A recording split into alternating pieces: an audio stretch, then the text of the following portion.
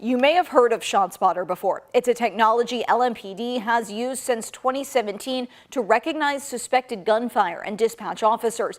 Until this year, it's only been used in about 6 square miles of the city. And until this year, there's been little police can do about shots fired unless someone is hurt.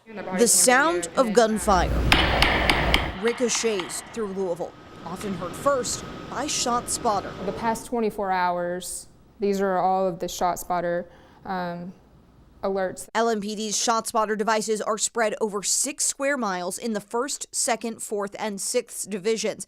Data show in the first 6 months of 2020, ShotSpotter detected gunshots more than 2,600 times. For the same period in 2021, they detected shots more than 3,800 times. LMPD says about 83% of calls they end up on aren't linked to other calls to 911. People will just assume someone else is going to call in, or they may be afraid they don't want to be tied to that, connected to that crime. This year, LMPD has funding to expand ShotSpotter 6 more square miles. Active gunfire rounds that are getting dispatched to officers immediately within seconds of them happening, and allowing officers to have a more immediate response. The catch, unless there's a victim, it's hard to charge a shooter with wanton endangerment or any other crime. We would need to have the person on scene with the weapon and be able to connect them to that crime to be able to charge them with that ordinance. So it is a heavy lift there. Until this year, firing a gun recklessly in Louisville wasn't illegal. We have very few options that we can do with guns given the state edict. State law restricts a city's ability to regulate guns, but Metro Councilman Pat Mulvihill said council came up with an ordinance to fit the bill. Passed in early 2022, it makes shooting within 300 feet of a road or potentially occupied building a misdemeanor. Hopefully this ordinance, will not be utilized and folks won't be cited or arrested. For some families, the new possible charges, the strictest the Metro can dole out, aren't enough.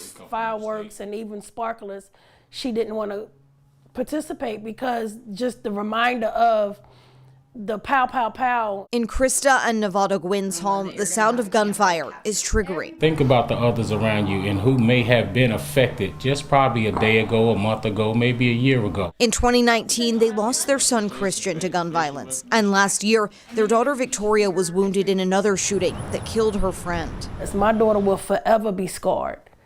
And that's something that I feel like now Louisville is listening to. The Gwynns are encouraged by the city's new steps, but in the month since the ordinance passed, there haven't been any citations. Frankfurt needs to step in and try to turn into a higher crime. Already in 2022, ShotSpotter calls have led police to at least 19 victims and 13 guns recovered. It is helping us in addressing our crime needs. McKinley hopes the expansion will be one more tool to track every shot.